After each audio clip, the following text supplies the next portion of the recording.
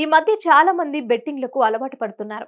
అప్పు చేసి లక్షలు పెట్టి బెట్టింగ్లకు దిగుతున్నారు. సరదాగా ఆటలాడుతూ జీవితాలనే నాశనం చేసుకుంటున్నారు. ఆన్లైన్ బెట్టింగ్ల పేరుతో కోట్లు పోగొట్టుకుంటున్నారు. దీంతో కుటుంబ పరిస్థితి కకావికలంగా మారుతోంది. బెట్టింగ్లకు అలవాటు పడి ఉన్న ఆస్తినంతా అమ్మేసుకుంటున్నారు. వద్దని వారించినా వినకుండా దారి తప్పుతున్నారు. ఫలితంగా ప్రాణాలే తీసుకుంటున్నారు.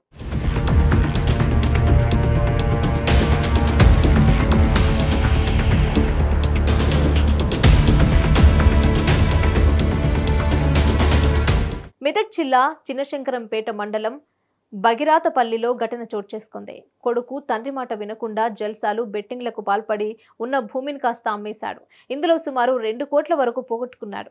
అయినా అతడి తీరు మారలేదు. ఇప్పటికైనా మారాలని తండ్రి ఎంత చెప్పినా వినిపించుకోలేదు. ఎన్నిసార్లు బ్రతిమిలాడినా పట్టించుకోలేదు. చివరకు విసిగిపోయిన ఆ తండ్రి తనయుడిని హత్య చేశాడు.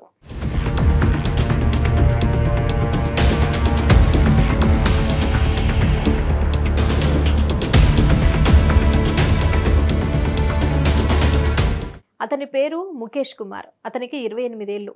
అయితే అతను బెట్టింగ్లకు ఆకర్షితుడయ్యాడు. దీంతో తండ్రి సత్యనారాయణ ఆ పని మానుకోవాలని సర్ది చెప్పాడు. అయినా వినిపించుకోలేదు. ఇంతవరకు సంపాదించిన ఆస్తిని అమ్మి అప్పులు చెల్లించాడు. అయినా అతడిలో మార్పు రాలేదు. ఎన్నిసార్లు చెప్పినా వినకపోవడంతో కోపోద్రికుడైన తండ్రి కుమారుడిపై ఇనుపరాడుతో దాడి చేశాడు. తండ్రి ముఖేష్ తలపై తీవ్రంగా కొట్టడంతో అక్కడికక్కడే కుప్పకూలాడు. ప్రాణాలు వదిలాడు. ముఖేష్ చేగుంట మండలం మల్యాలలో రైల్వే ఉద్యోగిగా పనిచేస్తున్నాడు. కొడుకు బెట్టింగ్ల కారణంగా మేడ్చల్లో ఇల్లు, ఫ్లాట్ అమ్మేశాడు. అతడికి భార్య, 2 పిల్లలున్నారు.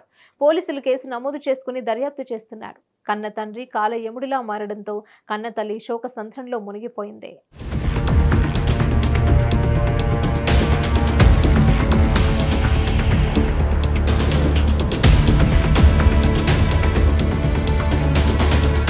ఇటీవల కాలంలో ఇలాంటి కేసులు పెరుగుతున్నాయి. కుటుంబ బంధాలకు ప్రాధాన్యం ఇవ్వకుండా జల్సాలకు అలవాటు పడి ఇల్లు గుల్ల చేస్తున్నారు.